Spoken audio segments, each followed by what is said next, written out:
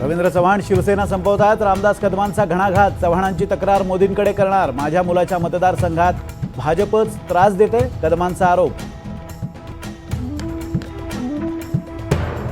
कार्यकर्त्यांच्या आग्रहामुळे Sujay विखेंकडून EVM micro controller तपासणीची मागणी, विखेंना पराभव मान्य नाही, खासदार लंकेंचा टोला। आदित्य ठाकरे यांच्या वरळी मतदारसंघात अमित ठाकरेंची एंट्री, संदीप देशपांडेंच्या प्रचारासाठी ठाकरे मैदानात। बिहारचं आरक्षण न्यायालयात टिकलं नाही तर मराठा आरक्षण कसं टिकणार, विनोद पाटलांचा सरकारला सवाल।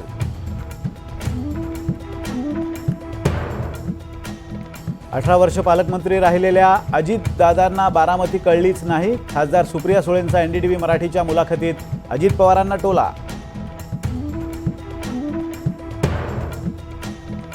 पंतप्रधान मोदींपेक्षा सुप्रिया सुळेंना जास्त मतं मिळाली, शरद पवारांचा मोदींना टोला, बारामतीकरांचेही मानले आभार।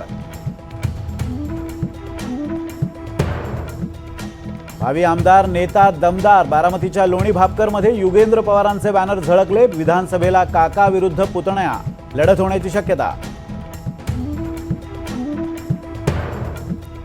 वडेट्टीवारांनी घेतली लक्ष्मण हाकेंची भेट, उपोषण स्थळावरून वडेट्टीवारांचा मुख्यमंत्र्यांना फोन, उद्या शिष्टमंडळ हाकेंची घेणार भेट।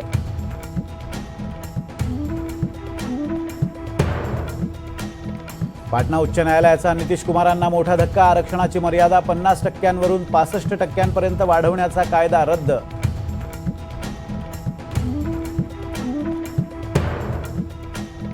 आषाढी एकादशी निमित्त त्र्यंबकेश्वरमधून निवृत्तीनाथांच्या पालखीचं टाळ मृदंगाच्या गजरात प्रस्थान, खासदार राजाभाऊ वाजे आणि दादा हुसेननेही घेतलं पालखीचं दर्शन।